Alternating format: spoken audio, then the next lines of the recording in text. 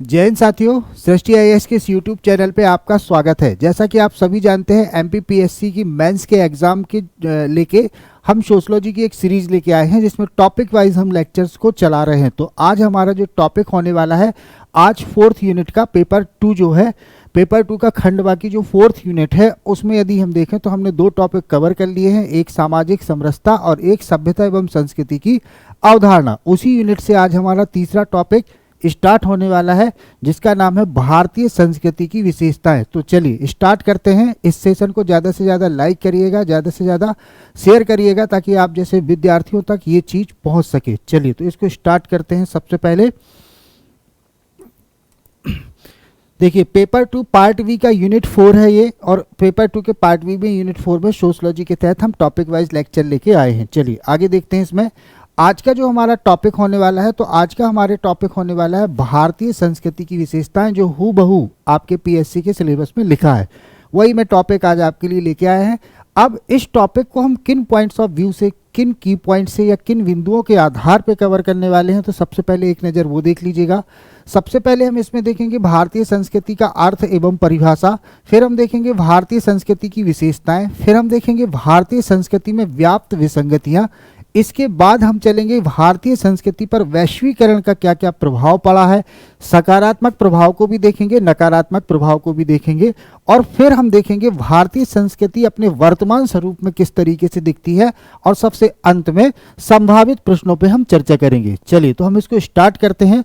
अब किसी भी टॉपिक में सबसे पहले आ जाता है कि अर्थ या परिभाषा क्या है। ठीक, परिभाषा में जनरली हम देखते हैं कि किसी विद्वान ने, किसी समाजशास्त्री ने अगर वो परिभाषा दी है तो उसको लिख सकते हैं, और अर्थ का मतलब है कि एक आप उससे क्या समझ रहे हैं, उससे क्या अंदाज लगा रहे हैं कि उसका मीनिंग क्या हो सकता है। ठीक है, तो भारतीय संस्कृति के अर्थ को यदि हम देखें, तो भारतीय संस्कृति का अर्थ हम कैसे हम समझाएंगे किसी को कि हम भारतीय संस्कृति के बारे में बात कर रहे हैं। तो देखते जाइए, हमने 4-5 पॉइंट्स बनाए हैं ताकि आप भारतीय संस्कृति को स्पष्ट तरीके से समझें कि भारतीय संस्कृति क्या है। ठीक, तो सबसे पहले देखें, सीखे हुए व्यवहारों की संपूर्णता। सीखे हुए व्यवहारों की संपूर्णता, एक व्यक्ति भारतीय समाज में या मानव समाज में रहते हुए जितने भी प्रकार के व्यवहार सीखता है, उन सभी व्यवहारों को, योग को हम क्या कह सकते हैं, भारतीय संस्कृति कह सकते हैं। तो पहला तो अर्थ हम क्या लगा चुके कि सीखे हुए व्यवहारों की संपूर्णता। फिर दूसरा, भारतीय समाज की जीवन शैली। प्रत्येक समाज में रहने के तौर तरीके होते हैं, परंपराएं होती हैं, आचार विचार होते हैं, व्यवहार के तरीके होते हैं। तो भारतीय संस्कृति को हम डिफाइन कर सकते हैं कि भारतीय समाज की एक जीवन शैली है, जिसका फॉलो करके व्यक्ति समाज में रहता है और निरंतर समाज के में अपना योगदान देता है। तो एक और क्या अर्थ निकल के आया कि भारतीय समाज की जीवन शैली। ठीक है, यदि हम बात करें तो पहले अर्थ में हमने किसको समाहित कर लिया, व्यवहारों की संपूर्णता। दूसरा अर्थ हम इसका ये भी ले सकते हैं कि भारतीय समाज की जीवन शैली। अब तीसरा क्या है, भारतीय समाज में स्वीकृत एवं प्रचलित व्यवहार। मतलब हम भारतीय संस्कृति में उन्हीं व्यवहारों को काउंट करेंगे जो भारतीय समाज द्वारा स्वीकृत हैं और भारतीय समाज में प्रचलित हैं। इसका एक मतलब ये हुआ कि भारतीय संस्कृति में हम उन तत्वों का समावेश नहीं करेंगे जो भारतीय समाज द्वारा अस्वीकृत हैं या चलन में नहीं है। तो एक अर्थ क्या हो गया, भारतीय समाज में स्वीकृत एवं प्रचलित व्यवहार। ठीक, फिर नेक्स्ट देख लीजिएगा, विश्व की प्राचीनतम संस्कृतियों में से एक है। ठीक, यदि हम बात करें रोम की, हम बात करें मिस्र की, हम बात करें ईरान की, ठीक, हम बात करें सुमेर की, तो इन सभी सभ्यताओं के ये समकालीन है और विश्व की प्राचीनतम सभ्यताओं में से एक है। ठीक, इस तरीके से हम भारतीय संस्कृति के अर्थ को समझ सकते हैं कि भारतीय संस्कृति में क्या है। तो भारतीय संस्कृति कहती है कि भाई सीखे हुए व्यवहारों की संपूर्णता ही क्या है, भारतीय संस्कृति है। भारतीय समाज की जीवन शैली ही क्या है, भारतीय संस्कृति है। भारतीय समाज द्वारा स्वीकृत और प्रचलित व्यवहार ही क्या है, भारतीय संस्कृति है। विश्व की सबसे प्राचीन संस्कृतियों में से एक है, और इसके समकालीन संस्कृतियों की यदि हम बात करें तो मिस्र, इराक, सुमेर, यूनानी, रोम, सुमेर, ये सारी इसकी सभ्यता है। तो मुझे लगता है कि इतना कंप्लीट है 4-5 पॉइंट कि आप इसमें अर्थ समझ सको या अर्थ समझा सको या कहीं आए अवधारणा लिखने के लिए। तो इन सबको मिला के अगर आप एक पैरा लिख दो, मान लीजिए 200 वर्ड्स में, लॉन्ग क्वेश्चन में आ जाता है कि भारतीय संस्कृति से आप क्या समझते हो, तो ध्यान रखिएगा उसका जो फर्स्ट पैरा होगा, जो इंट्रोडक्शन पैरा होता है, उसको लिखने में ये पॉइंट्स आपके लिए बहुत मददगार साबित होने वाले हैं। चलिए अब यदि हम बात करें कि हम लिखें कैसे, कि भाई भारतीय संस्कृति का अगर पूछ लिया कि भाई भारतीय संस्कृति को समझाइए, तो आप लिख सकते हैं, ठीक, ये अर्थात न करके यहाँ से लिख सकते हैं कि संस्कृति वह व्यवस्था है, ध्यान से सुनिएगा, संस्कृति वह व्यवस्था है जिसमें जीवन के प्रतिमानों, व्यवहार के तरीकों, भौतिक और अभौतिक प्रतीकों, परंपराओं, विचारों, सामाजिक मूल्यों आदि को शामिल करते हैं। तो कहने का मतलब क्या है कि भारतीय संस्कृति क्या है, तो अगर हम इस सर्किल को भारतीय संस्कृति माने तो इसमें क्या हो जाएंगे, ठीक, इसमें व्यवहार हो जाएंगे, ठीक है, व्यवहार हो जाएंगे, ठीक है, भौतिक अभौतिक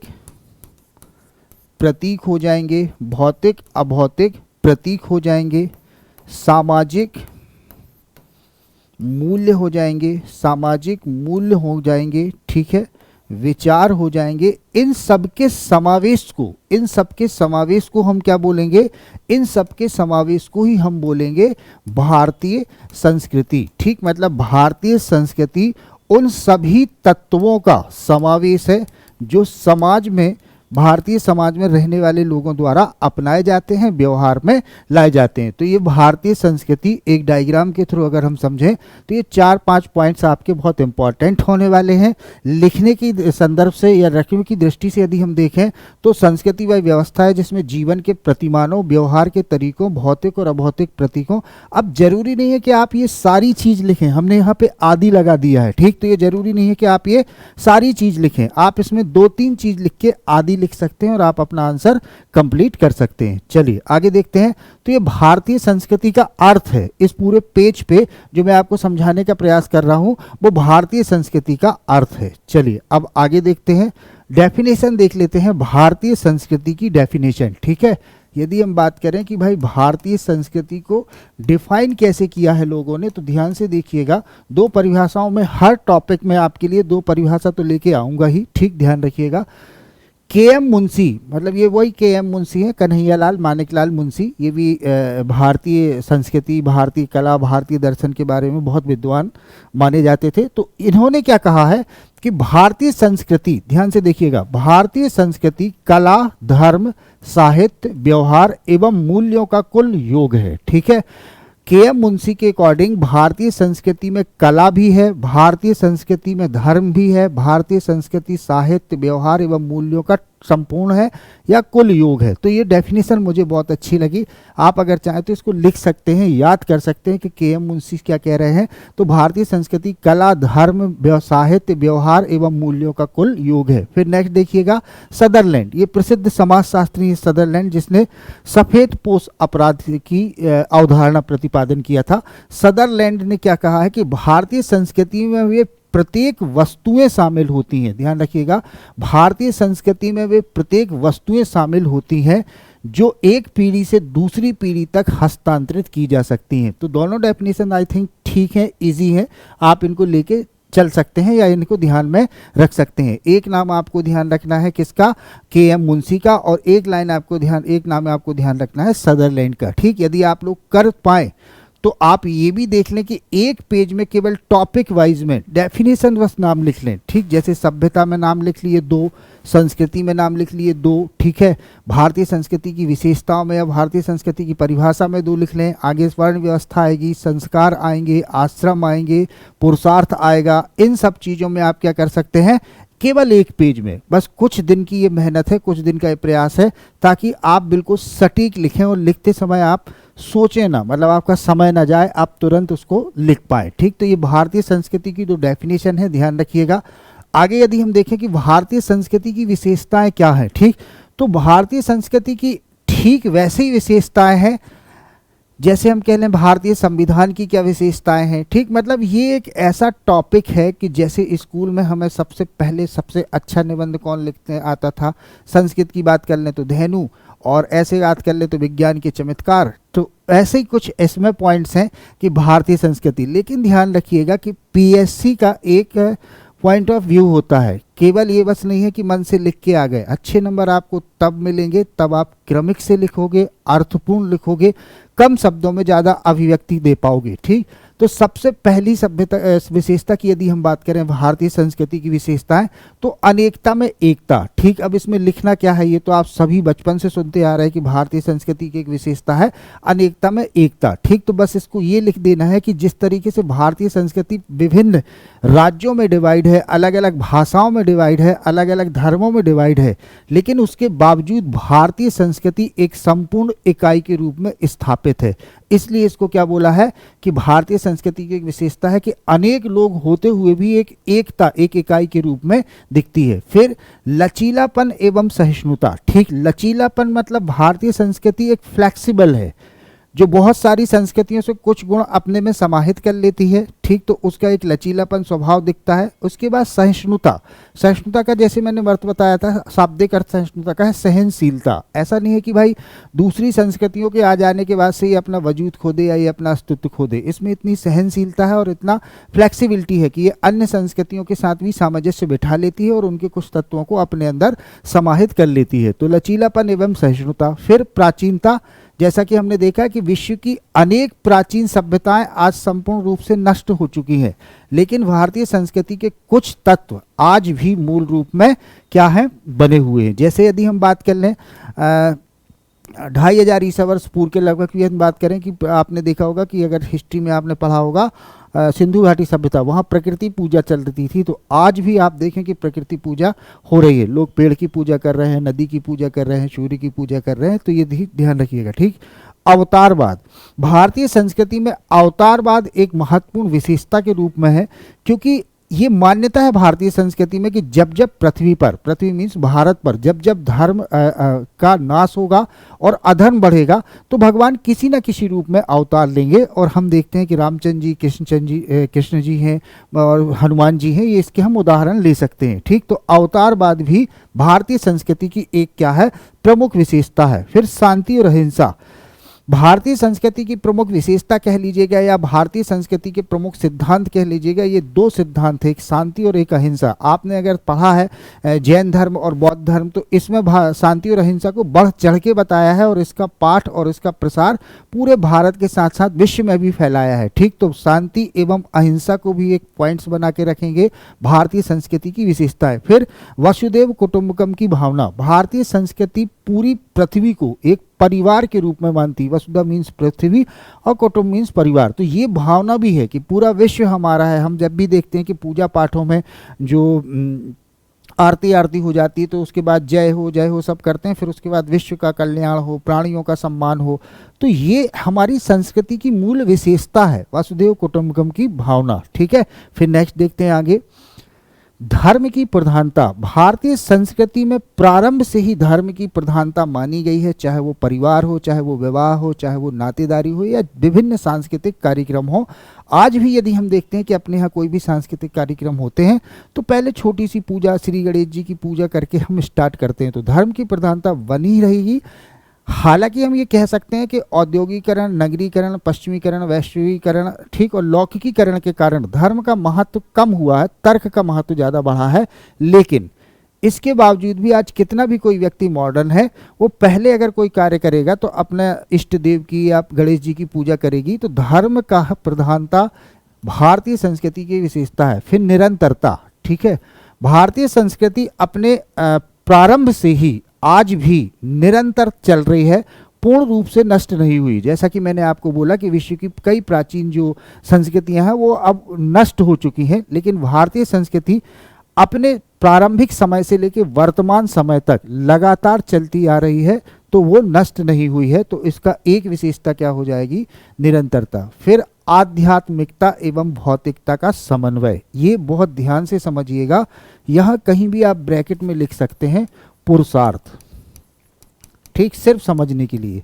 अब भारतीय संस्कृति आध्यात्मिकता और भौतिकता का समन्वय कैसे है, तो आपने पुरुषार्थ में जो पढ़े होंगे धर्म, अर्थ, काम, मोक्ष, ये पुरुषार्थ ही है। ये 4 चरण जो हैं पुरुषार्थ के, इन 4 चरण में व्यक्ति आध्यात्मिक का भी साथ देगा, आध्यात्मिक को भी अपने साथ बनाए रखेगा और भौतिकता को भी अपने साथ बनाए रहेगा। ठीक, क्योंकि उसको अर्थ की प्राप्ति करना है। ठीक, तो भौतिक साधनों का प्रयोग करना पड़ेगा। ठीक है, तो ध्यान रखिएगा कि पुरुषार्थ के तहत ही इन दो चीज़ों के समन्वय हमें देखने मिलता है भारतीय संस्कृति में। फिर नेक्स्ट है विश्व बंधुत्व की भावना। भारतीय संस्कृति की एक प्रमुख विशेषता यह है कि इसमें विश्व बंधुत्व का भाव रहता है। विश्व के सभी लोगों को ये क्या मानते हैं, भाई मानते हैं। ठीक, फिर नेक्स्ट है कर्म का सिद्धांत। ठीक, भारतीय संस्कृति में ये प्रारंभ से ही देखा गया है और सुना गया है कि जो जैसा कर्म करेगा वो वैसा भोगेगा। तो कर्म की प्रधानता को भारतीय संस्कृति में बहुत ऊपर स्थान दिया गया है कि यदि आप अच्छे कर्म करेंगे तो आपको अच्छा जीवन चलेगा, आपको अच्छा अगला जन्म मिलेगा। तो कर्म की प्रधानता भी भारतीय संस्कृति में एक विशेषता के रूप में है। सर्वांगीणता। सर्वांगीणता का मतलब यह है कि जो भारतीय संस्कृति की यदि गुणों की बात करें तो भारतीय संस्कृति व्यक्तित्व के सर्वांगीण विकास की बात करती है। मतलब आध्यात्मिक, धार्मिक, भौतिक, शारीरिक, इन सब की क्या करती है, वो इन सब को वो बनाती है। तो ध्यान रखिएगा कि भारतीय संस्कृति में सर्वांगीणता का गुण क्या है कि भारतीय संस्कृति व्यक्ति के किसी एक पक्ष को बस इंप्रूव न करती है, हुए सभी पक्षों को इंप्रूव करती हो, चाहे वो शारीरिक हो, चाहे आध्यात्मिक हो, चाहे बौद्धिक हो, चाहे भौतिक हो। ठीक है, जबकि अन्य संस्कृतियों में ये विशेषता नहीं है। फिर नेक्स्ट है ग्रहणशीलता। ग्रहणशीलता और लचीलापन दो अलग अलग चीजें हैं, ध्यान रखिएगा। ग्रहणशीलता का मतलब यह है कि ऐसा नहीं है कि भारत में इतनी सारी संस्कृतियों का आगमन हुआ है, शक आए, हूण आए, यूनानी आए, मुगल आए, ठीक, अरब के कंट्रीज के लोग आए, लेकिन कहीं ना कहीं भारतीय संस्कृति ने उन संस्कृतियों के भी कुछ तत्वों को आज अपने अंदर समाहित कर लिया है। तो ग्रहणशीलता भी इसका क्या हो गया, एक गुण हो गया। ठीक, अब बहुत सारे लोग ये सोच रहे होंगे कि भाई पॉइंट जैसे कि मैंने बहुत सारी जगहों पे ऑफलाइन भी पढ़ाया है, तो उन्होंने ये बोला कि सर ये पॉइंट तो आप बता देते हो और जब आप क्लास लेते हो तो समझ में भी आ जाता है, लेकिन जब लिखने बैठते हैं तो क्या लिखें ये समझ में नहीं आता। तो देखिए उसके लिए आपको ही मेहनत करनी पड़ेगी और बार बार आपको क्या है, राइटिंग प्रैक्टिस करनी पड़ेगी। ठीक, कोई भी एक टॉपिक, एक क्लास मेरी देखिएगा और उस क्लास के तुरंत बाद उस टॉपिक का कोई भी संभावित प्रश्न लिखने की कोशिश करिए। एक बार में परफेक्ट नहीं आएगा, 2 बार में नहीं आएगा, लेकिन यकीन मानिए तीसरी या चौथी बार में आप एकदम परफेक्ट तरीके से लिख पाओगे। क्योंकि दोस्तों ध्यान रखिएगा कि जो मेंस का एग्जाम है ना, वो याद करके नहीं दे पाओगे। याद हम केवल सिनॉप्सिस के आधार पे ये कर सकते हैं, जो लास्ट मोमेंट में हम जल्दी जल्दी से देख लेंगे रिवीजन के टाइम पे कि सोशियोलॉजी का पेपर है तो हमें ये देखना है, ये याद रखना है। ठीक, तो ध्यान रखिएगा ये भारतीय संस्कृति की कुछ प्रमुख विशेषताएं थी। फिर नेक्स्ट यदि बात करें तो क्या भारतीय संस्कृति में कुछ विसंगतियां भी हैं। इतनी विशेषताओं के बाद यदि हम बात करें कि भारतीय संस्कृति में कुछ विसंगतियां भी हैं जिन्होंने हमने विशेषताओं में काउंट नहीं किया है, लेकिन वो अपने अस्तित्व में हैं और आज भी हैं। ठीक, तो देख लेते हैं कि भारतीय संस्कृति में व्याप्त विसंगतियां। ठीक, ध्यान रखिएगा 5 मार्कर के क्वेश्चन की संभावना रहेगी यहाँ से। ठीक है, कि भारतीय संस्कृति में व्याप्त विसंगतियां को समझाइएगा या लिखिएगा या बताइए। ठीक, तो ध्यान रखिएगा सबसे पहले धार्मिक अंधविश्वास। ठीक, इसको हम धार्मिक अंधविश्वास कह लें या इसको हम रूढ़िवादिता कह लें, ये भारतीय संस्कृति में प्रारंभ से ही थी और आज भी कुछ ग्रामीण अंचलों में ये स्पष्ट रूप से देखी जा सकती है। ठीक, कि धर्म में जो बोला गया है या धर्म के चलते हमें अपनी सोच ही नहीं बदलना है, हमें अपनी कार्य प्रणाली ही नहीं बदलना है। जो हमारा धर्म कहता है, जो हमारी धर्म की जो वो है धार्मिक अंधविश्वास है कि अब जैसे सपोज हम मान लें कि आज किसी को ग्रामीण अंचल में सर्प काट लेता है। ठीक है, तो जनरली हम देखते हैं कि वो मेडिकल हॉस्पिटल्स की तरफ न दौड़ के कहाँ जाते हैं, झाड़ फूंक करने वालों को। तो ये धार्मिक अंधविश्वास है। उन्होंने देखा है कि भाई हमारे पुराने मतलब दादा परदादा के समय से ऐसा होता आया है। आज भले ही स्वास्थ्य सेवाएं इतनी एडवांस हो गई हैं, इलाज इतनी आधुनिक तरीकों से हो रहा है, लेकिन ये धार्मिक अंधविश्वास ही है। और आप यकीन मानिए आंकड़े बताते हैं कि धार्मिक अंधविश्वास के कारण प्रत्येक वर्ष न जाने कितने लोगों की जान चली जाती है सही इलाज के अभाव में। तो ये एक विसंगति है। क्या? धार्मिक अंधविश्वास। धार्मिक अंधविश्वास एक विसंगति के रूप में है भारतीय अंधविश्वास। विसंगतियां मतलब बुराई, ठीक, जो अच्छी चीजें नहीं है, लेकिन वो भारतीय समाज में, भारतीय संस्कृति में स्थायित्व ले चुकी हैं और प्रचलित हैं। फिर दूसरा है सती प्रथा। इसके बारे में बताने की आवश्यकता नहीं है, आपने पढ़ा ही है। सती प्रथा ये समाज में इतनी बुरी विसंगति थी कि जहां महिला को जिंदा, उसके पति की डेथ के बाद जिंदा उसके साथ चिता में जला दिया जाता था। तो ये भी एक प्रकार से क्या है, भारतीय संस्कृति में व्याप्त विसंगति। फिर बाल विवाह, ठीक, बाल विवाह भी हम भारतीय संस्कृति का में विसंगति ही मानेंगे, क्योंकि प्राचीन समय से ही हमने देखा है कि बाल विवाह चरम पे था। आज हालांकि कुछ सामाजिक विधान ऐसे बन चुके हैं जिनके कारण काफ़ी हद तक हमने इस विसंगति पर नियंत्रण कर लिया है, लेकिन पूर्ण रूप से अभी भी आप देखें कि भारतीय समाज में क्या बाल विवाह समाप्त हो चुका है, तो पूर्ण रूप से अभी भी नहीं हुआ है। फिर बहुविवाह, ये भी एक विसंगति के रूप में है। हालांकि आज के समय में ये जनजातियों तक ही सीमित है, लेकिन प्राचीन समय में यदि हम देखें तो राजपूत, क्षत्रिय, ब्राह्मण लगभग सभी के द्वारा बहुविवाह किया जाता रहा और ये भारतीय समाज, भारतीय संस्कृति के एक विसंगति के रूप में बना रहा। ठीक, फिर जाति प्रथा। जाति प्रथा तो आप किसी से आप कोई जाति प्रथा से अपरिचित तो है नहीं, लेकिन जाति प्रथा अपने नियमों को लेकर इतनी कट्टर थी और जाति प्रथा से ही बना है जातिवाद, जिसने देश को कई भागों में बांटा है।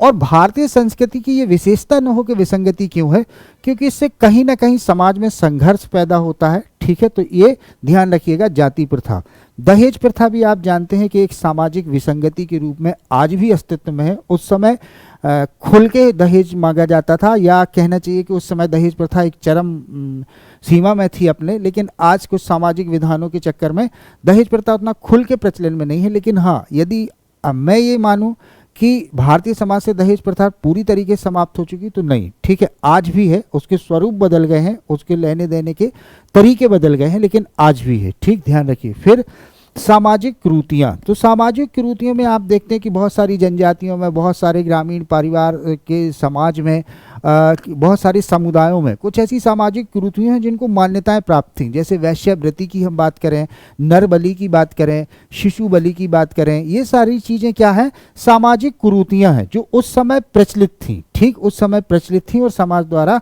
स्वीकृत थीं, तो ये भी भारतीय संस्कृति में व्याप्त एक विसंगति हो गई। फिर सांप्रदायिकता। ठीक, ये तो हम प्रारंभ से ही देख रहे हैं और इसका अभी भी प्रचलन है। बस ये रहता है कि कब भारत के किस कोने में सांप्रदायिकता अपने चरम पर पहुंच जाए और सांप्रदायिक दंगे होने लगे, तो इसलिए इसको भी हम भारतीय संस्कृति की क्या मान रहे हैं, विसंगति मान रहे हैं। फिर ऊंच नीच की भावना एवं अस्पृश्यता, ये प्रारंभ से ही थी। हालांकि 26 जनवरी 1950 को जब भारतीय संविधान लागू हुआ तो भारतीय संविधान ने बहुत सारे मूल अधिकारों के द्वारा इसको हटाने की कोशिश की, जिसमें एक एग्जाम्पल है अनुच्छेद 17।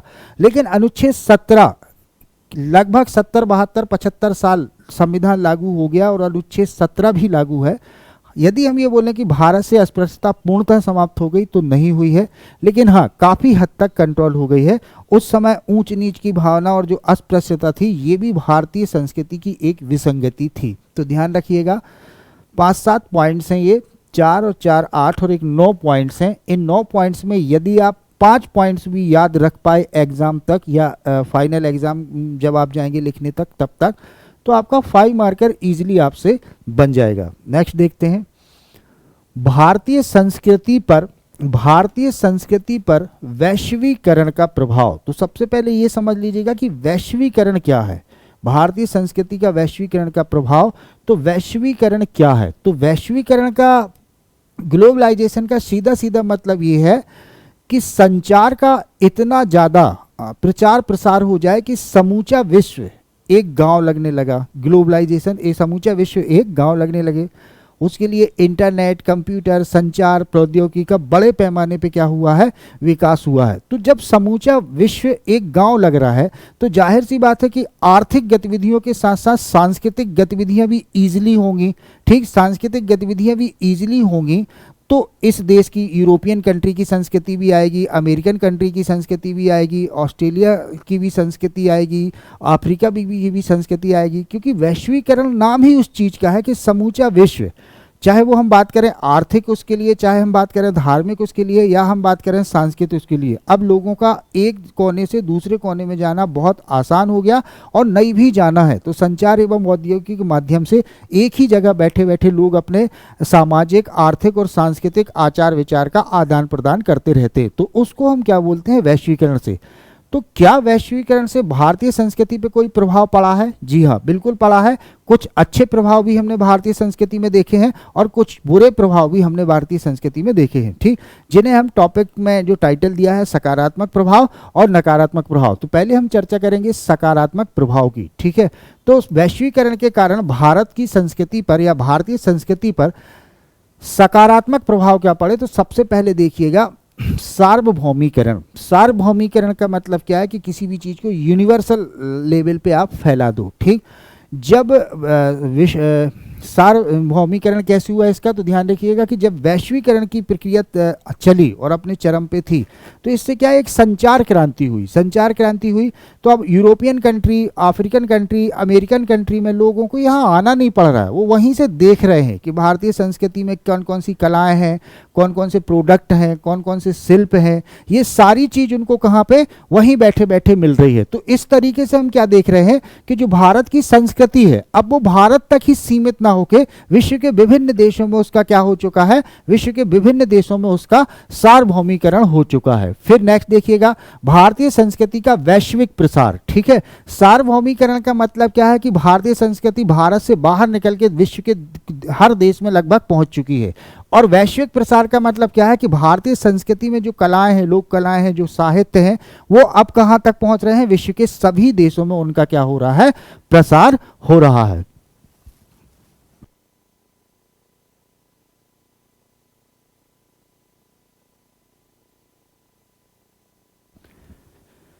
तो ये ध्यान रखिएगा कि प्रसार हो रहा है। फिर नेक्स्ट इसके बाद यदि हम बात करें तो लोक कलाओं के महत्व एवं प्रचलन में वृद्धि। ठीक, लोक कलाओं के महत्व एवं प्रचलन में वृद्धि।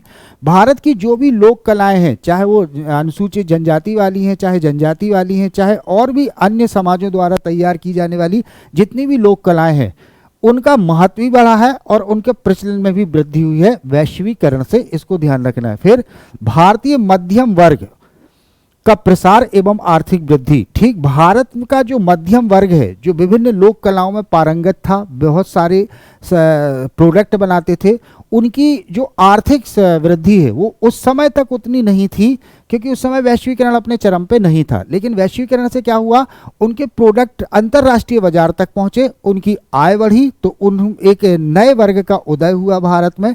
ठीक, कौन सा, मध्यम वर्ग का उदय हुआ और उनकी आर्थिक वृद्धि भी हुई। फिर नेक्स्ट है, वैश्विक बाजार तक पहुंच आसान हो गई। वैश्वीकरण के कारण भारतीय संस्कृति के द्वारा जो भी भौतिक वस्तुओं का प्रोडक्शन हो रहा है, वो अब क्या, वैश्विक बाजार तक बहुत इजीली पहुंचने लगी। तो ये एक सकारात्मक पक्ष है। इससे क्या है कि भारतीय संस्कृति को अंतर्राष्ट्रीय पटल पर एक नई पहचान मिली। तो इसको भी ध्यान रखना है, वैश्विक बाजार तक पहुंच। तो ये इसके सकारात्मक पक्ष हो गए। यदि हम बात कर लें नकारात्मक पक्ष की, तो क्या वैश्वीकरण से जब इतने सकारात्मक प्रभाव सामने आए हैं, तो क्या नकारात्मक प्रभाव भी आए होंगे? जी हाँ, नकारात्मक प्रभाव भी हैं। देख लीजिएगा, पश्चिमी संस्कृति का प्रसार बढ़ा। अब ये जो सकारात्मक प्रभाव हमने देखे थे, तो जाहिर सी बात है कि उसके कुछ नकारात्मक प्रभाव भी होंगे। भारतीय संस्कृति के भारत की यदि हम बात करें, तो भारत में वैश्वीकरण के कारण अब भारतीय संस्कृति सिकुड़ के रह चुकी है और ज़्यादा जो प्रचलन में है वो कौन सी है, पश्चिमी संस्कृति। आज हम अपनी बात करें, आज हम आपकी बात करें, यदि तुलनात्मक रूप से देखें कि आप लोगों के जीवन में या हमारे जीवन में किस संस्कृति का ज़्यादा दखल अंदाजी है, तो बिल्कुल आप ध्यान रखिएगा, हमारे पहनावे से, हमारे खाने से, आप लोगों के पहनावे से, आप लोगों के खाने से झलक दिख जाएगी कि भाई आप ज़्यादा अनुसरण किसका कर रहे हो, पश्चिमी संस्कृति का। तो ये एक नकारात्मक प्रभाव है कि हम अपनी देश की मूल संस्कृति को छोड़ के किसके आदी हो रहे हैं, पश्चिमी संस्कृति का। तो एक नकारात्मक प्रभाव ये है। फिर नेक्स्ट देखिएगा, भारतीय संस्कृति के बाजारीकरण से उसका मूल स्वरूप नष्ट हुआ। ठीक, तो एक बहुत अच्छी बात ध्यान रखिएगा कि जब कला को आप व्यावसायिक रूप दे देंगे ना, तो जो आपकी कला है ना, वो कला अपने वास्तविक रूप में नहीं रहेगी। ठीक, ऐसे यहां भी हुआ।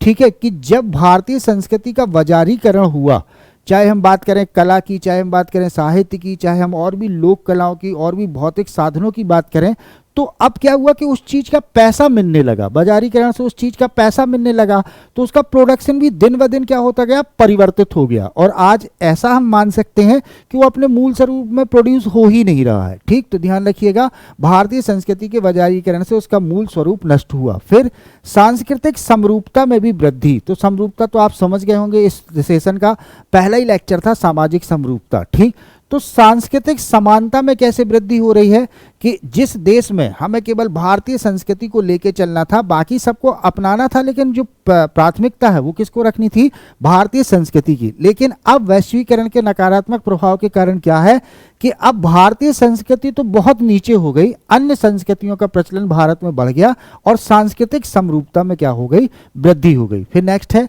भारतीय संस्कृति पर खतरा। ये बिल्कुल अतिशयोक्ति नहीं है कि वेस्टर्न कल्चर के कारण आज भारतीय संस्कृति अपने अस्तित्व से जूझ रही है। चाहे हम बात करें खान पान की, चाहे हम बात करें रहन सहन की, चाहे हम बात करें भौतिक सुख सुविधाओं की, चाहे हम बात करें व्यवहार के तरीकों की, सांस्कृतिक कार्यक्रमों की, ऐसा कोई भी पक्ष नहीं है जहां व्यक्ति ने पश्चिमी सभ्यता का सूत्रपात न किया हो। चाहे वो आप बर्थडे देख लो, ठीक, आप वैलेंटाइन डे देख लो, बहुत सारी ऐसी चीजें हैं जो हिंदू संस्कृति या भारतीय संस्कृति में मान्य नहीं थी, लेकिन आज उनका ही चलन है और वैश्वीकरण के कारण ऐसा हो रहा है। और आज यदि हम बात करें कि भारतीय संस्कृति पर खतरा है तो बिल्कुल ये अतिशयोक्ति नहीं होगी। फिर नेक्स्ट है स्थानीय एवं देसी भौतिक साधनों के प्रचलन में कमी। ठीक है, आज भारत का व्यक्ति खुद भारत में बने प्रोडक्ट यूज नहीं करना चाह रहा है। ठीक है, यदि हम देखें कि जो जनजाति शिल्प कला है, बांस से वो बहुत सारे ऐसे आइटम बना दे रहा है जिनकी वैल्यू विदेशों में बहुत है, लेकिन हम अपने देश में ही नहीं कर पा रहे हैं। ठीक, क्योंकि हमको लगता है ये बांस के सोफा में या बांस की चेयर में कौन बैठेगा, इससे अच्छा प्लाईवुड का ले आएंगे जो आर्टिफिशियल दिखता है, अच्छा लगता है वो। तो उससे क्या हो रहा है, स्थानीय एवं देसी भौतिक साधनों के प्रचलन में कमी है। ठीक, हम खाने की भी यदि बात करें तो अगर हम अपने यहाँ की कोई देसी प्रोडक्ट की बात करें तो हम वो ना खाएंगे, उसकी जगह पिज्जा बर्गर ये सब खाएंगे। तो उससे हो क्या रहा है, ये सब नकारात्मक प्रभाव ही है, भारतीय एवं देसी भौतिकों के प्रचलन में कमी भी हो रही। चलिए आगे अब देखते हैं भारतीय संस्कृति का वर्तमान स्वरूप क्या है। ठीक, हमने देखा भारतीय संस्कृति की प्राचीन से लेकर अभी तक विशेषताएं क्या थी, हमने देखा वैश्वीकरण के बाद भारतीय संस्कृति पे क्या क्या सकारात्मक प्रभाव पड़े हैं, क्या क्या नकारात्मक प्रभाव पड़े हैं। अब हम देखने वाले हैं कि आज वर्तमान में भारतीय संस्कृति के स्वरूप क्या है। ठीक, तो आज की यदि हम बात करें कि वर्तमान स्वरूप क्या है, तो वर्तमान स्वरूप में यदि हम देखें तो सबसे पहले देखें कि मिश्रित संस्कृति में वृद्धि हुई है। ठीक, इतने विशाल भूभाग वाले देश में अब भारतीय संस्कृति बस अकेली नहीं है, अब भारतीय संस्कृति के साथ अफगानी संस्कृति, मुस्लिम संस्कृति, मुगल संस्कृति, पश्चिमी संस्कृति, लगभग सभी संस्कृति अब एक मिश्रित रूप लेके भारत में दिख रही है। तो भारतीय संस्कृति का वर्तमान स्वरूप अब क्या है, मिश्रित संस्कृति के रूप में है। ठीक, फिर नेक्स्ट है धर्म के स्थान पर तर्क का महत्व। ठीक, जहां पहले भारतीय संस्कृति की विशेषताओं में हमने पढ़ा कि धर्म की प्रधानता, वहीं अगर हम वर्तमान स्वरूप में देखें तो अब धर्म की प्रधानता ना हो के क्या हो रहा है, तर्क की प्रधानता। अब व्यक्ति में तर्क शक्ति ने जन्म लिया है, अब वो हर बात पर प्रश्न करता है कि ऐसा क्यों करना है, बड़ों का सम्मान क्यों करना है, पारिवारिक उसमें क्यों रहना है, बहुत सारी चीजें। ठीक, तो ध्यान रखिएगा वर्तमान स्वरूप में अब धर्म का स्थान किसने ले लिया, तर्क का। फिर महिला सशक्तिकरण में वृद्धि हुई है, ये वर्तमान स्वरूप हम देखेंगे कि हम देखें कि प्राचीन काल से लेके 19वीं 20वीं शताब्दी तक महिलाओं की जो स्थिति थी वो आज बहुत ज़्यादा बदली है। महिला आज अपने पैरों पे खड़ी हैं, आत्मनिर्भर हैं, खुद के साथ साथ परिवार को भी चला रही हैं, या ये कहने के पुरुष प्रधान समाज में अब महिला की भी थोड़ी सी भागीदारी बराबर लेवल पे आ रही है। ठीक, फिर नेक्स्ट है आधुनिक संस्कृति का चलन। अब प्राचीन संस्कृति को कोई नहीं मान रहा है, सब आधुनिक संस्कृति को अपना रहे हैं, तो ये भी इसका क्या है, वर्तमान स्वरूप है। फिर कला एवं विज्ञान का नया युग, जो पहले हैंडमेड प्रोडक्ट होते थे अब वो सब मशीनों से बनने लगे हैं, तो इसको हम समझा सकते हैं, जस्टिफाई कर सकते हैं कि कला का और विज्ञान का एक नया युग प्रारंभ हुआ है। तो ये भारतीय संस्कृति का वर्तमान स्वरूप था। ठीक, अब आधुनिकीकरण भी हमने बहुत तेज से देखा है, आधुनिकीकरण। ठीक, ये भी भारतीय संस्कृति का वर्तमान स्वरूप है कि आधुनिक मॉडर्नाइजेशन यहाँ पे मिलेगा ही। ठीक, लौकिकीकरण का मतलब ये कि जहां धर्म के स्थान पर तर्क को महत्व दिया जाए। नगरीकरण भी हम देख रहे हैं कि बहुत तेजी से बढ़ रहा है। अब ग्रामीण, जो प्राचीन भारत की जो तस्वीर थी वो ग्रामीण भारत था, ग्रामीण भारतीय संस्कृति थी, लेकिन अब नगरीकरण भी बहुत तेजी से हो रहा है। और नगरीकरण भी क्यों हो रहा है, औद्योगिकरण से हो रहा है। औद्योगिकरण और नगरीकरण एक दूसरे के पर्याय हैं। ठीक, फिर समाजीकरण में बदलाव। आपने पढ़ा है कि बच्चे की जो प्राथमिक पाठशाला है वो क्या है, परिवार है, माँ है। ठीक, समाजीकरण का मतलब ये है समाज में रहने के व्यवहारों को सीखना। जब एक बच्चा शिशु अवस्था से लेकर धीरे धीरे बड़ा होता है और वो परिवार के सदस्यों से, माँ से, पड़ोस से, मित्रों से जो भी सीखता है वो क्या होता है, समाजीकरण होता है। अब इसमें बदलाव कैसे आया, तो इसमें बदलाव देखिएगा कि एक आया प्रवृत्ति। ठीक, हस्बैंड वाइफ दोनों काम करते हैं तो बच्चे का जन्म हुआ, उसके बाद 6 माह या 1 साल के बाद एक आया आती है, बच्चे को दिन भर संभालती है, फिर माँ बाप शाम को लौटते हैं, क्या हुआ, तो ये एक समाजीकरण। ठीक, दूसरा आप देखते कि बोर्डिंग स्कूल हो गए हैं। ठीक है, बोर्डिंग स्कूल हो गए हैं। ठीक है, तो ये सारी चीज क्या है, समाजीकरण में बदलाव हो रहा है। ठीक, फिर रीति रिवाजों एवं परंपराओं में कमी। अब आज के इंसान जो आज के समय की हम बात करें तो हम अपनी ही बात कर रहे हैं कि हम कितने रीति रिवाजों को फॉलो करते हैं, हम कितनी परंपराओं को मान रहे हैं। ठीक, जो प्राचीन भारतीय समाज में रीति रिवाज और परंपरा बिल्कुल एक कानून की तरह, एक भगवान की तरह होते थे, वैसा महत्व उनका नहीं है। हम ये नहीं बोल रहे हैं कि कोई नहीं मान रहा है या हम नहीं मान रहे हैं, पर जितनी शिद्दत से और जितने त्याग से हम उस समय मानते थे, प्राचीन समाज में लोग मानते थे, उसमें भी अब क्या हुई है, कमी हुई। ठीक, जाति प्रथा के नियमों में शिथिलता आई है। जाति प्रथा जितनी ज्यादा कठोर हमको प्राचीन भारतीय समाज में दिखी थी, आधुनिक भारतीय समाज में जाति प्रथा के नियम अब शिथिल होते जा रहे हैं।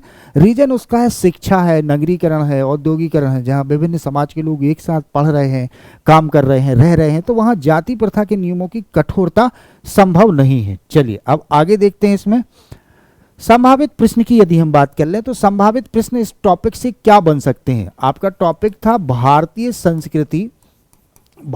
संस्कृति की विशेषताएं। भारतीय संस्कृति की विशेषताएं से क्या क्या टॉपिक बन सकते हैं, ये ध्यान रखिएगा, क्या क्या संभावित प्रश्न बन सकते हैं इस टॉपिक से। सबसे पहले भारतीय संस्कृति से आप क्या समझते हैं, जो स्टार्टिंग में ही हमने समझा था वो आप यहाँ लिख सकते हैं। भारतीय संस्कृति को परिभाषित कीजिए, या तो आप के एम मुंशी की परिभाषा लिख दें या तो सदरलैंड की परिभाषा लिख दें।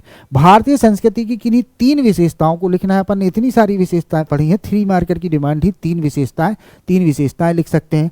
भारतीय संस्कृति की प्रमुख विसंगतियां क्या रही, स्पष्ट करें। इसमें भी 2-3 विसंगतियां बता दें और इस क्वेश्चन को पूरा कर दें। फिर नेक्स्ट, भारतीय संस्कृति क्या है समझाइए। ठीक, इसको थोड़ा सा हमको जो हमने 4-5 पॉइंट शुरू में अर्थ में लिए थे उनको बताते हुए आपको समझा देना है। भारतीय संस्कृति के वर्तमान स्वरूप को संक्षेप में समझाइए, जो अभी सबसे लास्ट में हमने समझा उसको बताना है। भारतीय संस्कृति की कोई 5 विशेषताएं लिखिए। भारतीय संस्कृति की कोई 5 विशेषताएं लिखिएगा, तो कोई 5 विशेषताएं आपको लिख देना। अपन ने तो 10-15 विशेषताएं पढ़ी हैं। फिर नेक्स्ट है 11 मार्कर, भारतीय संस्कृति व्यक्तित्व विकास में सहायक है, व्याख्या करें। इसमें आपको थोड़ा सा ध्यान से आंसर्स लिखना है। भारतीय संस्कृति का परिचय देना है एक पैराग्राफ में, फिर भारतीय संस्कृति कैसे व्यक्तित्व का बौद्धिक, शारीरिक, मानसिक विकास करती है उसको समझाती हुई इसको लिख देना है, और सबसे अंत में आपको निष्कर्ष भी लिखना है। ठीक, फिर नेक्स्ट है भारतीय संस्कृति की विशेषताओं को विस्तार से समझाइए। 15 विशेषताएं हैं, 10 विशेषताएं भी अगर आपने 2-2, 3-3 लाइन में लिख दी तो आपका आंसर कंप्लीट हो जाएगा 200 वर्ड्स में। फिर नेक्स्ट है वैश्वीकरण ने भारतीय संस्कृति को किस तरह प्रभावित किया है, समझाइए। तो इसमें वैश्वीकरण को समझाना है तो समझाइए, नहीं तो एक पेज पे लिख दीजिएगा सकारात्मक प्रभाव, एक पेज में लिख दीजिएगा नकारात्मक प्रभाव। तो इस तरीके से आपके क्वेश्चंस की जो अप्रोच है वो पूरी हो जाएगी। चलिए, तो आज के सेशन में हमने एक टॉपिक कवर किया, भारतीय संस्कृति की विशेषताएं, जिसमें हमने 3 मार्कर भी किया, 5 मार्कर भी समझा और 11 मार्कर भी समझा। भारतीय संस्कृति क्या है उसको समझा, उसकी परिभाषाओं को देखा, भारतीय संस्कृति के अर्थ को समझा, भारतीय संस्कृति की विशेषताओं को समझा, भारतीय संस्कृति में व्याप्त विसंगतियों को देखा, भारतीय संस्कृति पर समाजीकरण के सकारात्मक और नकारात्मक प्रभाव देखे, साथ ही साथ हमने भारतीय संस्कृति का वर्तमान स्वरूप भी देखा। चलिए, तो अब मैं राम गोस्वामी आपसे विदा लेता हूं। नेक्स्ट सेशन में नेक्स्ट टॉपिक में हम फिर आपसे मिलेंगे। तब तक के लिए जय हिंद।